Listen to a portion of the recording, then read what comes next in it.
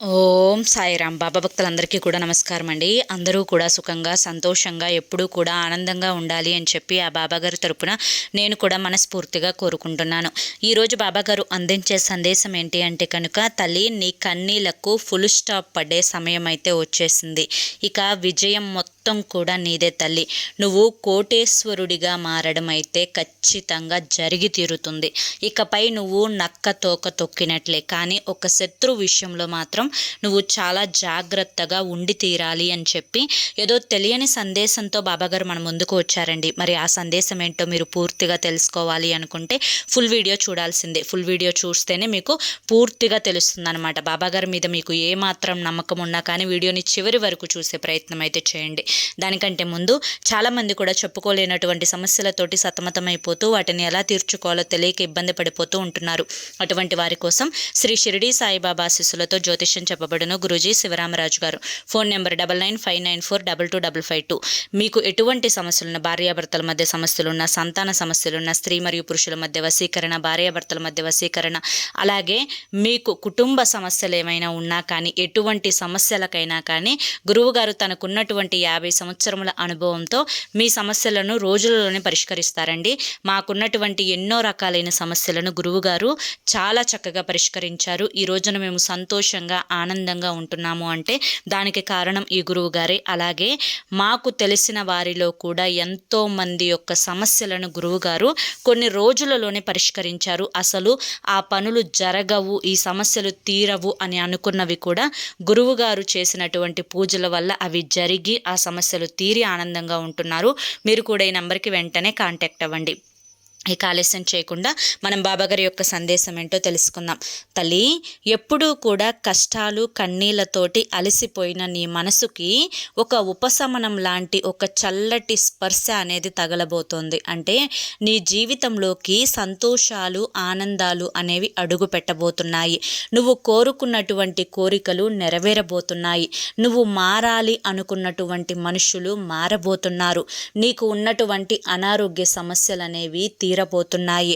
నువ్వు పట్టిందల్లా కూడా బంగారం కాబోతోంది. ఇకపై నీ జీవితంలో అంతా కూడా నక్క తోక తొక్కినట్లే అన్నట్లుగా ప్రశాంతంగా గడిచిపోబోతున్నాయి. కానీ ఒక శత్రువు మాత్రం నీ యొక్క పతనాన్ని కోరుకుంటూ ఉన్నారు. అది ఏంటి అనేది నేను నీకు అర్థంగా వివరించి చెప్తాను. ఒక చిన్న కథ చెప్తాను.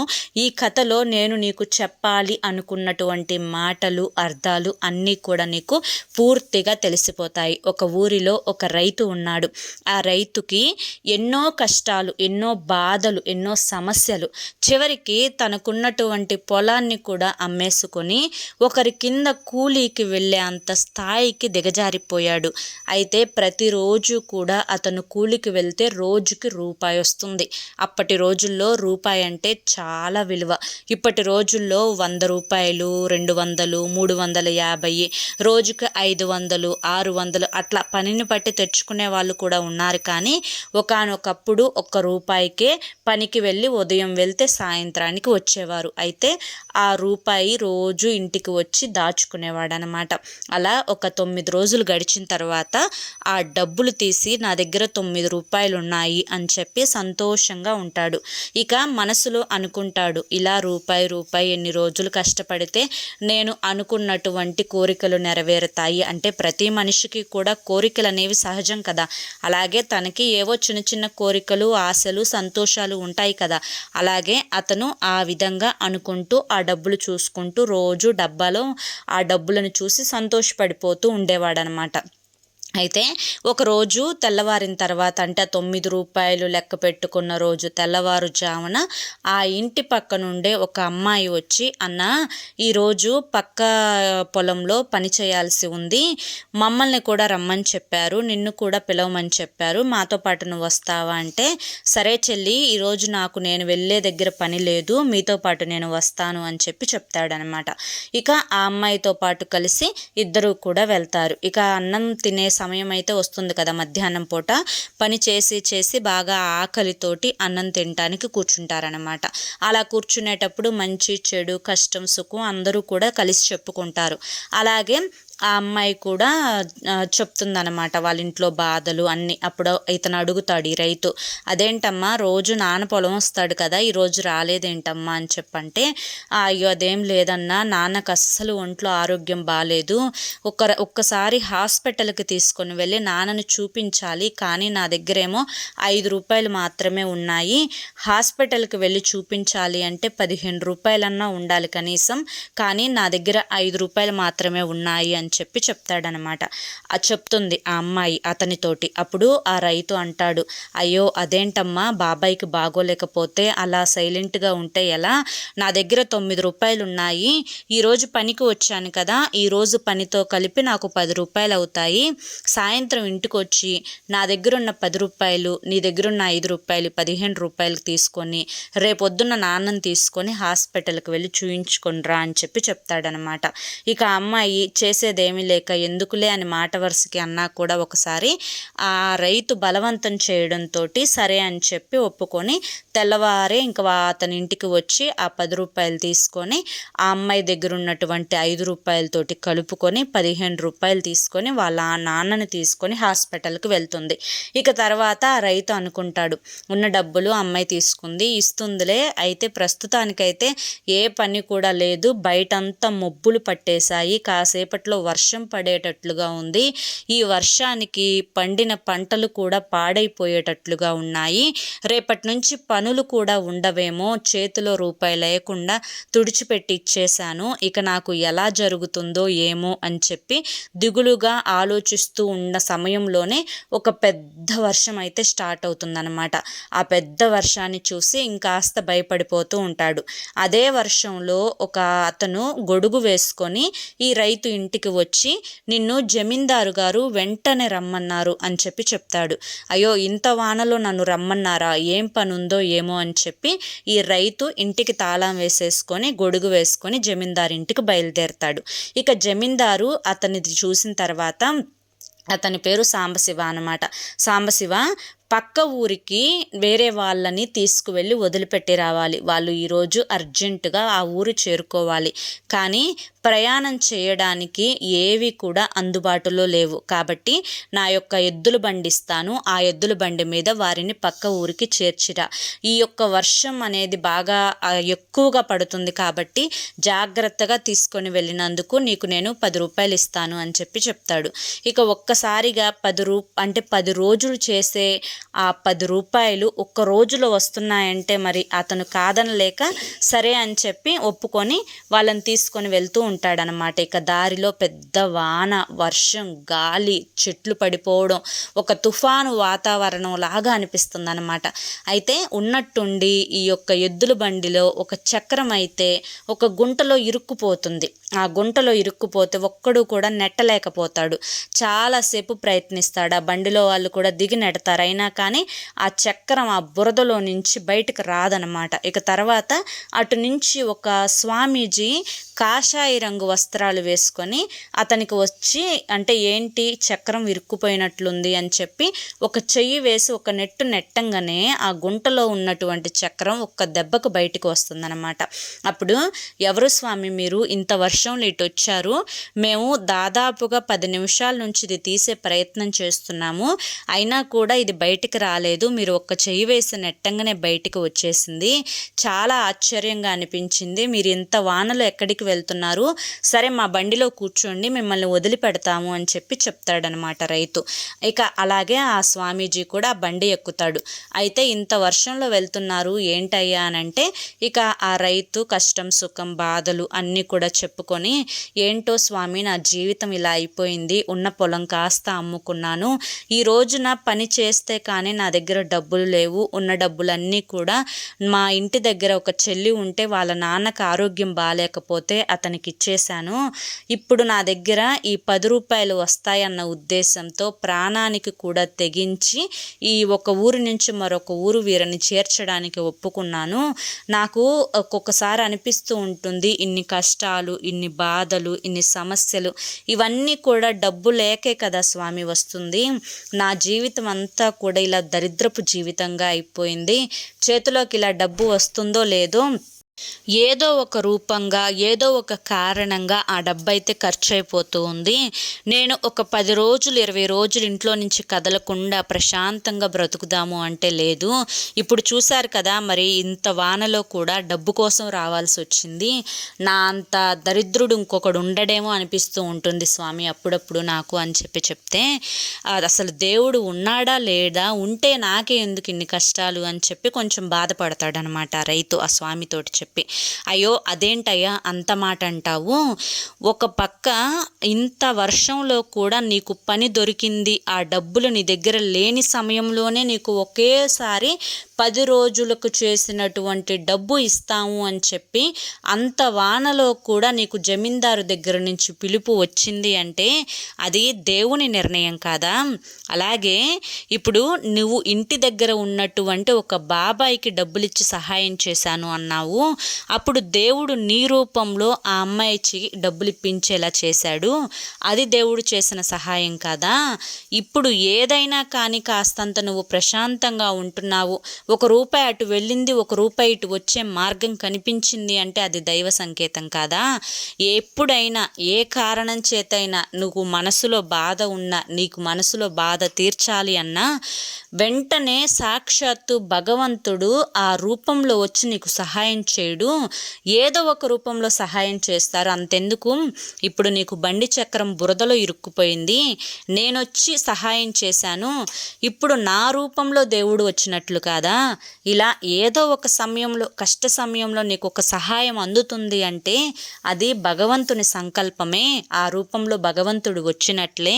కాబట్టి దేవుడు లేడు అని చెప్పి ఎప్పుడూ కూడా అనొద్దు అని చెప్పి ఆ స్వామీజీ ఆ రైతుతోటైతే చెప్తాడనమాట. ఆ రైతు మాటలు విన్న తర్వాత ఆ రైతుకి అనిపిస్తుంది, నిజమే కదా, ఇదంతా చూస్తూ ఉంటే నేను మా చెల్లికి సహాయం చేయడము, అలాగే ఇంత వానలో జమీందారు నాకు డబ్బులు ఇస్తాను అని చెప్పి పిలవడము, అదే సమయంలో వర్షంలో ఈ బండి చక్రం ఇరుక్కుపోతే ఆ స్వామీజీ వచ్చి కాపాడటము, అలాగే గతంలో కూడా ఎన్నో సహాయాలు నాకు వేరే వారి నుంచి అందాయి, ఇవన్నీ దైవ సంకల్పమే కదా అని చెప్పి అనుకొని ఇక అప్పటి నుంచి రోజు పని చేసుకుంటూ కష్టపడుతూ డబ్బులు సంపాదించుకుంటూ ఎవరికన్నా సహాయం కావాలి అంటే వారికి సహాయం చేసుకుంటూ సంతోషంగా ఉంటూ తన యొక్క జీవితాన్ని అయితే ఆ రైతు అయితే గడిపేస్తాడనమాట. ఇక్కడితో కథ ముగుస్తుంది. ఈ కథ ద్వారా బాబాగారు చెప్పాలి అనుకుంటున్నటువంటి నీతి ఏంటి అంటే కనుక, తల్లి ఇప్పుడు నీకు కష్టాలు వచ్చాయి, కన్నీళ్ళు వచ్చాయి, బాధలు వస్తున్నాయి, అది అత్తింటి వైపు నుంచైనా పుట్టింటి వైపు నుంచైనా ఎవరో ఒక రూపాన నీకు మనశ్శాంతి లేకపోయినా ఏదో ఒక మనశ్శాంతి అప్పుడప్పుడు ఒక చల్లటి చిరుగాలి అనేది నీ మనసుని తాకుతూ ఉన్నట్లుగా అనిపిస్తుంది అంటే అది దైవ సంకల్పమే. అయినా ఇక నుంచి నువ్వు ఈ బాధలన్నింటిని గురించి ఆలోచించి బాధపడాల్సిన అవసరం లేదు. నీ కష్టాలన్నింటికీ కూడా ముగింపు అనేది ఏర్పడుతుంది. నీ జీవితం ఒక సక్రమమైన మార్గంలో నడవబోతోంది. నువ్వు అనుకున్న పనులన్నీ కూడా జరగబోతున్నాయి. కాకపోతే ఒక్కటి మాత్రం నువ్వు గుర్తుంచుకోవాలి, నువ్వు ఏదైతే చేస్తున్నావో దాని యందు నీకు శ్రద్ధ ఉండాలి, ఏకాగ్రతగా ఉండాలి. ఎప్పుడూ అనవసరమైన ఖర్చులు ఎవరి కోసం కూడా నువ్వు చేయకూడదు.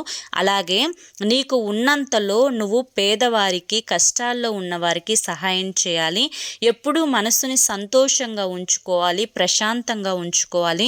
ఈర్ష్యతోటి, అసూయతోటి జీవితంలో ఎప్పుడూ కూడా బ్రతకకూడదు. అవి నిన్ను ఒక పక్క నుంచి దెబ్బతీస్తూ ఉంటాయి అన్న విషయాన్ని నువ్వు గుర్తుంచుకోవాలి. ఇవన్నీ కూడా తెలిసిన వాడే జీవితంలో కోటేశ్వరుడు. బిడ్డ, నువ్వు అనుకుంటూ ఉంటావు, ఇవాల్టి రోజున నాకంటే నా బంధువులు పెద్ద స్థాయిలో ఉన్నారు, నా దగ్గర లేని డబ్బు వాళ్ళ దగ్గర ఉంది, నా దగ్గర లేని బంగారం వాళ్ళ దగ్గర ఉంది, నా దగ్గర లేని ఇంకొక ఏదో వస్తువు వారి దగ్గర ఉంది అని చెప్పి అలా ఎప్పుడూ కూడా అనుకోకూడదు తల్లి. ఎందుకు అంటే నువ్వు నిజంగా నీ మనస్సుని మంచిగా ఉంచుకొని నువ్వు స్వార్థం, ఈర్ష్య, అసూయ, ఎదుటి వారి మీద పడి ఏడవటాలు ఇవి ఏవి కూడా లేకుండా ఉంటే నీ మంచి మనస్సుకు భగవంతుడు తాను స్వయంగా రాకపోయినా కానీ ఏదో ఒక రూపంలో వచ్చి నీకు సహాయం చేసి ఉంటారు. గతంలో చాలానే ఇటువంటి విషయాలు జరుగుతూనే ఉంటాయి. అన్నీ ఉన్న కోటేశ్వరుడు ఏదో ఒక సమస్యతోటి బాధపడుతూ ఉంటారు. పాపం చేసి సంపాదించిన వారు కూడా ఆ సంపాదనను సంతోషంతో అనుభవించలేరు.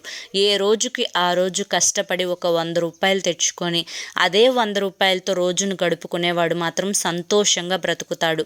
అలాంటి విచిత్రమైన ఈ యొక్క జీవితంలో మంచి చెడు, కష్టం, సుఖం, ఈర్ష్య, అసూయ, త్యాగం ఇటువంటివన్నింటికి కూడా స్థానం ఉంటుంది.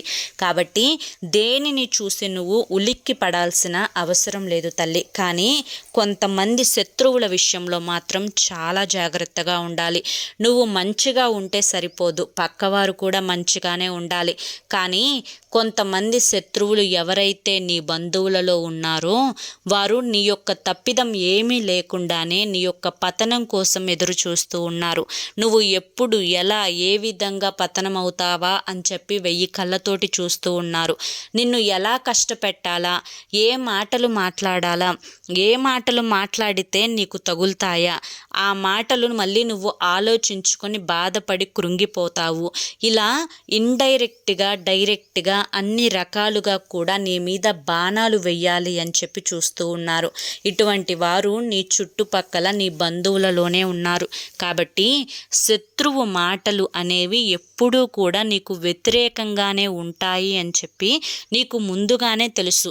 అటువంటి వ్యతిరేకపు మాటల గురించి అయ్యో నన్ను వాళ్ళు ఇలా అన్నారే, ఇలా అవమానించారే అని చెప్పి ఏ రోజు కూడా ఆలోచించవద్దు. ఒకవేళ వారు నిన్ను అంటూ ఉన్నా కానీ అన్న మాటకు నువ్వు సమాధానం కూడా చెప్పనవసరం లేదు. అన్నప్పుడు సైలెంట్గా అవునా సరే అని, లేకపోతే ఆ 2 మాటలు కూడా అవసరం లేదు. నువ్వు సైలెంట్గా ఉంటే చాలు తల్లి. మౌనం అన్ని ప్రశ్నలకు కూడా సమాధానాన్ని ఇస్తుంది. మౌనాన్ని మించినటువంటి ఆయుధం లేదు. ఈ విధంగా వాళ్ళు నిన్ను ఎత్తిపొడుపు మాటలు, సూటిపోటి మాటలు, నీ మనసుకుని బాధ కలిగించే మాటలు అన్నప్పుడు నువ్వు మౌనంగా ఉంటే నువ్వు వారిని ఏమి ఉద్దేశించుకొని మౌనంగా ఉన్నావు, అసలు వారి మాటలు విన్నావా లేదా, వారి మాటలు నువ్వు లెక్క చేస్తున్నావా లేదా, అసలు వారి యొక్క స్థానం నీ మనసులో ఏంటి, ఒక కుక్క స్థానమా ఒక మనిషి స్థానమా అని చెప్పి ఆలోచించుకొని వారి మనసుని వారే పాడు చేసుకుంటారు.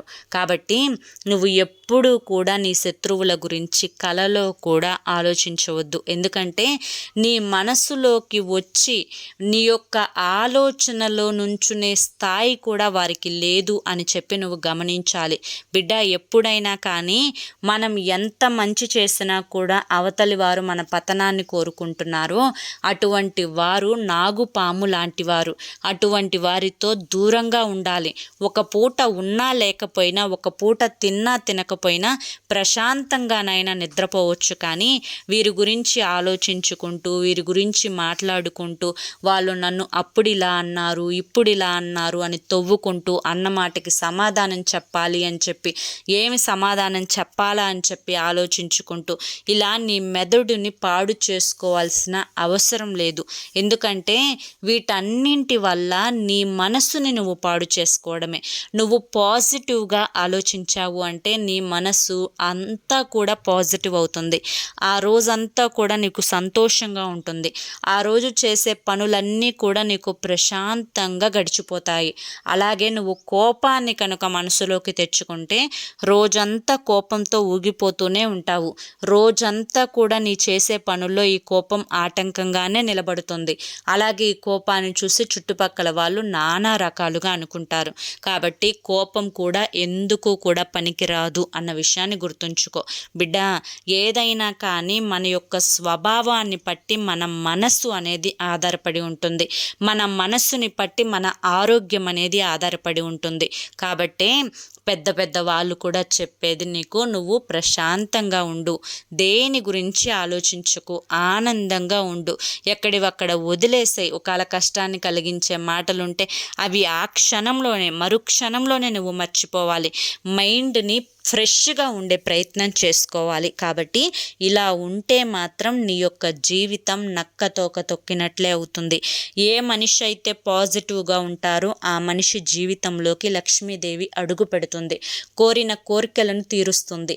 అలాగే డబ్బు చేతిలో ఎప్పుడూ కూడా నిలకడగా ఉండేలా చేస్తుంది. కాబట్టి ఇలా ఉండటం ఈ రోజు నుంచైనా కానీ అలవాటు చేసుకో తల్లి అని చెప్పి ఈరోజు బాబాగారు మనకి చాలా చక్కటి సందేశాన్ని అందించారండి. మరి ఈ సందేశాన్ని మనం అర్థం చేసుకోవాలే కానీ ఈ సందేశంలో ఎంతో గొప్ప ఆంతర్యం ఉంది. ఈ సందేశం మీ అందరికీ కూడా నచ్చింది, అర్థమైంది అని చెప్పి అనుకుంటున్నాను. నచ్చింది, అర్థమైంది అని చెప్పి అనిపిస్తే ఈ వీడియోకి ఒక లైక్ ఇవ్వండి. లైక్ ఇచ్చిన వెంటనే హైప్ అని వస్తుంది. హైప్ ఇచ్చి మీ పాయింట్స్ని కూడా ఖచ్చితంగా ఇవ్వండి. మొదటిసారి మన సాయి పిలుపు ఛానల్లోకి వచ్చినట్లయితే మన ఛానల్ని సబ్స్క్రైబ్ చేసుకుని సపోర్ట్ చేయండి. రేపు మరొక మంచి వీడియోతోటి మళ్ళీ కలుసుకుందాం. అంతవరకు కూడా బాబాగారి యొక్క ఆశీస్సులు మీ మీద, మీ కుటుంబ సభ్యుల మీద ఎల్లకాలం ఉండాలి అని చెప్పి మనస్ఫూర్తిగా కోరుకుంటూ సర్వేజన సుఖినో భవంతు. ఓం సాయిరామ్.